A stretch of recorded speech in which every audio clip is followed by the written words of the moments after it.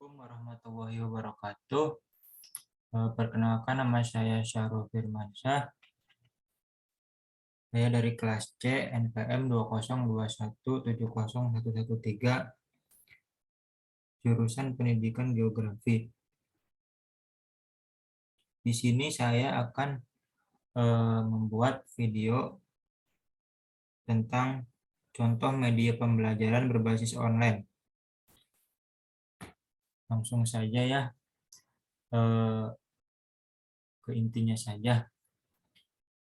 Bismillahirrahmanirrahim. Assalamualaikum warahmatullahi wabarakatuh.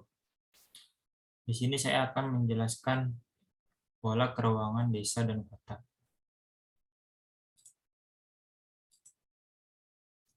Yang pertama, ada pembahasan mengenai pengertian desa dan kota. Kedua, potensi desa dan kota. Ketiga, unsur-unsur potensi fisik desa. Dan keempat, yang terakhir, keterkaitan perkembangan desa dan kota. Baik, langsung saja ke materi yang pertama tentang pengertian desa. Jadi, desa itu adalah suatu wilayah yang ditempati oleh sejumlah penduduk sebagai kesatuan masyarakat hukum, mempunyai organisasi pemerintahan terendah langsung di bawah camat dan berhak menyelenggarakan rumah tangganya sendiri dalam ikatan NKRI. Kemudian ada materi tentang potensi desa. Yang pertama, mengenai pengertian desa. Istilah desa berasal dari bahasa Sanskerta, yaitu desi, yang artinya tanah kelahiran atau tanah tumpah darah. Desa dapat diartikan sebagai suatu bentuk kesatuan administratif yang terletak di luar kota. Desa menjadi tempat penduduk berkumpul dan hidup bersama agar dapat mempertahankan, melangsungkan, dan mengembangkan kehidupan mereka. Di Indonesia, terdapat lebih dari 41.000 desa dan lebih dari 21.000 desa terdapat di Pulau Jawa. Desa-desa tersebut dihuni oleh lebih dari 80 juta jiwa atau sekitar 80% dari seluruh penduduk Indonesia. Pada umumnya, mereka bermata pencaharian sebagai petani. Meskipun demikian, makin lama terdapat kecenderungan bahwa penduduk yang bekerja di sektor pertanian mengalami penurunan. Kemudian desa yang bercocok tanam di ladang terdapat di sebagian besar Pulau Kalimantan, Sulawesi, Sumatera, Nusa Tenggara, Maluku, dan Papua, kecuali beberapa daerah di Sumatera Utara dan Sumatera Barat, daerah pantai Kalimantan, Sulawesi Selatan, dan Minahasa, serta beberapa daerah terbatas yang terpancar di Nusa Tenggara dan Maluku. Kemudian selanjutnya desa yang bercocok tanam di sawah itu umumnya terdapat di Pulau Jawa, Madura, dan Lombok, yang merupakan tempat bermukim hampir 65% penduduk Indonesia, meskipun luas wilayahnya hanya 7% dari luas wilayah Indonesia. Kemudian di sini kita lihat ya, ada menurut para ahli, pengertian desa menurut para ahli. Yang pertama, menurut Sutarjo Partohadikusumo, desa itu merupakan suatu kesatuan hukum di mana bertempat tinggal suatu masyarakat yang berkuasa mengadakan pemerintahan sendiri. Yang kedua, menurut SD Misra. Menurut SD Misra ini, desa tidak hanya kumpulan tempat tinggal, akan tetapi juga kumpulan daerah pertanian dengan batas-batas tertentu yang luasnya 50 sampai 1.000 hektar. Kemudian menurut William Ogburn dan M.P. Ninkoff, desa itu merupakan keseluruhan organisasi yang hidup di dalamnya ada daerah yang terbatas dan terdapat kehidupan sosial juga. Kemudian menurut Paul H. Landis, desa adalah suatu wilayah yang penduduknya kurang dari 2.500 jiwa dengan ciri-ciri sebagai berikut. Yang pertama, mempunyai pergaulan hidup yang saling mengenal. Yang kedua, terdapat ikatan perasaan yang sama tentang kebiasaan. Yang ketiga, cara berusaha bersifat agraris dan sangat dipenuhi oleh faktor-faktor alam. Kemudian ada menurut Bintaro. Desa menurut Bintaro ini merupakan hasil perwujudan geografis yang timbul oleh unsur-unsur fisiografis, sosial, ekonomi, politik, kultural, yang terdapat di suatu daerah serta memiliki hubungan timbal balik dengan daerah lainnya. Kemudian menurut Anderson, desa adalah suatu tempat yang mempunyai penduduk sekitar 2.500 jiwa. Kemudian menurut W.S. Thomson, desa merupakan salah satu tempat untuk menampung penduduk. Menurut Venom C. Vince dan Glenn Trewata, desa itu diartikan sebagai organisasi suatu kehidupan sosial secara menyeluruh dalam suatu wilayah yang terbatas.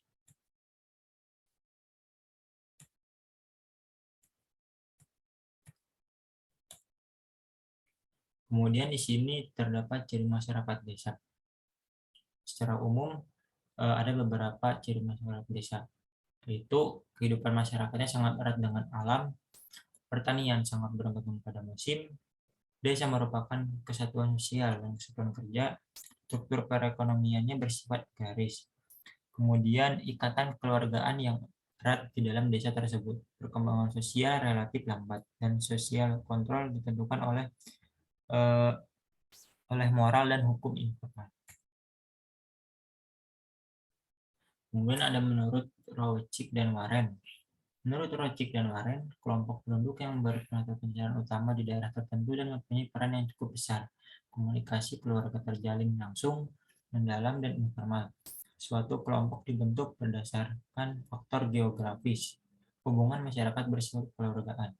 Mobilitas penduduk rendah, baik mobilitas yang bersifat horizontal atau perpindahan tempat maupun mobilitas sosial atau mengenai status sosial. Baru di pedesaan yang masih tradisional mempunyai banyak fungsi, khususnya sebagai unit ekonomi. Kemudian langsung saja ke potensi desa. Potensi desa itu merupakan segenap sumber daya alam dan sumber daya manusia yang dimiliki oleh suatu desa. Potensi desa merupakan modal dasar yang perlu dikelola dan dikembangkan untuk kesejahteraan masyarakat. Potensi desa dibagi menjadi dua, potensi fisik dan potensi non-fisik. Langsung saja ke potensi fisik. Jadi potensi fisik itu adalah segenap sumber daya alam yang terdapat di desa dan diharapkan dapat memberikan manfaat bagi kelancaran, kelangsungan dan perkembangan desa serta perekonomiannya. Jadi potensi fisik meliputi yang pertama ada tanah. Bagi masyarakat desa, tanah merupakan tumpuan kehidupan sehingga menjadi potensi fisik yang sangat penting. Oleh karena itu, di pedesaan yang masih bersifat agraris, petani sangat bergantung pada kesuburan tanah. Selain potensi untuk pertanian, di dalam tanah juga tergantung berbagai bahan tambang. Kemudian ada air. Air itu merupakan potensi yang memiliki keragaman dan sangat bergantung pada masing-masing wilayahnya. Air dapat dimanfaatkan di antara lain untuk kepentingan rumah tangga, irigasi, dan perikanan. Bagi desa-desa di daerah pantai, air laut dapat diolah menjadi garam. Iklim dan angin. Potensi iklim dan angin sangat penting, terutama bagi desa-desa agraris. Iklim berpengaruh terhadap perencanaan waktu tanam dan jenis tanamannya. Kemudian angin. Angin dapat dimanfaatkan sebagai tenaga penggerak pincir untuk keperluan pengairan.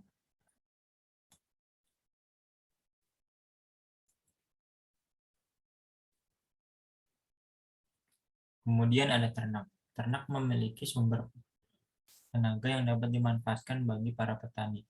Contohnya sapi, kerbau, dan kuda yang dapat diperkerjakan dalam membajak sawah dan mengelola sawah sebagai tenaga pengangkut. Kemudian ada potensi non-fisik desa. Jadi potensi non-fisik desa ini merupakan segenap potensi sumber daya sosial dan budaya yang terdapat di desa. Nah, potensi non-fisik desa ini meliputi yang pertama ada gotong royong, lembaga dan organisasi sosial, serta aparatur pemerintahan. Yang pertama ada gotong royong. Jadi gotong royong merupakan kehidupan yang bersifat gotong royong merupakan potensi yang sangat kuat dalam rangka pembangunan suatu desa. Yang kedua, lembaga dan organisasi sosial. Lembaga dan organisasi sosial serta lembaga pendidikan yang ada di desa merupakan potensi positif bagi pembangunan desa. Kemudian aparatur pemerintahan. Perangkat pemerintahan desa merupakan potensi yang sangat menentukan kelanjuran sistem pemerintahan. Kemudian ada fungsi desa. Fungsi desa diantaranya sebagai berikut. Pertama, desa sebagai sumber bahan mentah bagi kota, desa sebagai sumber tenaga kerja bagi kota, desa sebagai mitra pembangunan wilayah kota. Tentunya hal ini dapat tercapai apabila terpenuhi kriteria sebagai berikut. Yang pertama, pemimpin desa mampu membimbing dan mendorong masyarakat untuk selalu berpikir maju dan meningkatkan kesejahteraan hidup. Yang kedua, aparatur desa harus menjaga keterlibatan administrasi. Yang ketiga, warga desa dapat menyesuaikan diri dengan kemajuan pembangunan desa yang ada. Yang keempat, desa sebagai penghasil bahan makanan bagi penduduk perkotaan. Kemudian ada yang terakhir ada unsur-unsur desa ya. Jadi unsur-unsur desa ini terdiri dari wilayah, penduduk, perilaku. Jadi unsur-unsur desa yang pertama ada wilayah ya. Wilayah itu merupakan daerah tempat bagi manusia untuk dapat melakukan berbagai aktivitas baik sosial, ekonomi maupun budaya. Pemilihan daerah atau wilayah sebagai tempat berbagai aktivitas tersebut sangat dipengaruhi oleh banyak faktor seperti iklim, topografi, keadaan tanah, dan air.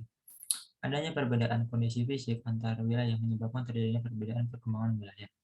Contohnya saja seperti daerah yang relatif datar dan terletak di dekat daerah perkotaan akan berkembang lebih cepat daripada daerah pegunungan yang jauh dari perkotaan. Yang kedua, penduduk.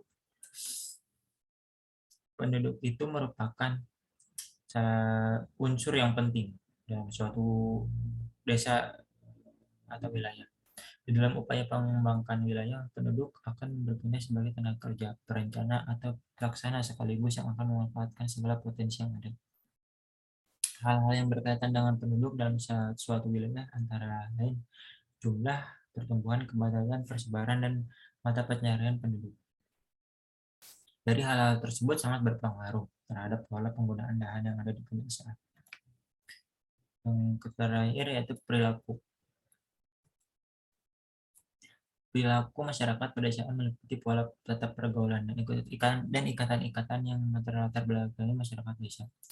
Perilaku masyarakat desa ditunjukkan oleh adanya ikatan antar warga yang sangat erat. Hal itu dilihat dengan adanya sikap gotong royong yang mengutamakan kepentingan bersama daripada kepentingan pribadi. Kemudian kita masuk ke kota ya. Yang pertama ada pengertian kota. Kota merupakan pusat permukiman dan kegiatan penduduk yang mempunyai batasan administrasi yang diatur di dalam perundang-undangan, serta pemukiman yang telah memperhatikan watak dan ciri kehidupan perkotaan. Ini menurut beberapa ahli tentang kota, tentang pengertian kota. Jadi menurut Bentarto, salah satunya yaitu kota adalah sebuah tentang budaya yang ditimbulkan oleh unsur-unsur alami dan non-alami dengan gejala pemusatan penduduk yang cukup besar dan corak kehidupan yang bersifat heterogen dan materialistis dibandingkan daerah di belakangnya.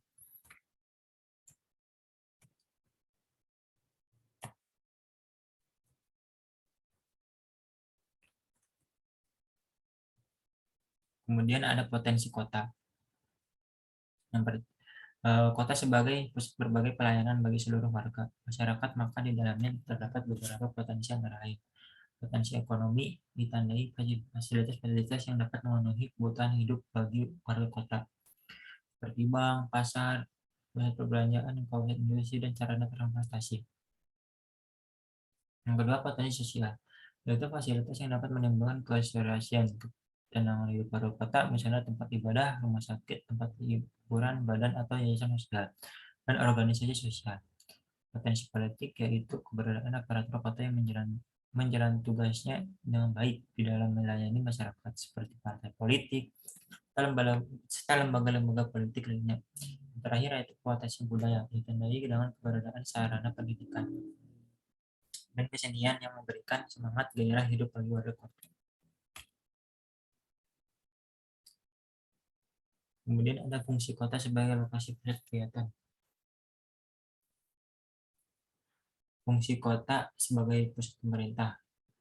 Di kota terdapat berbagai pusat pengaturan atas pengelolaan pemerintah, baik di tingkat pusat, provinsi maupun di kabupaten atau kota.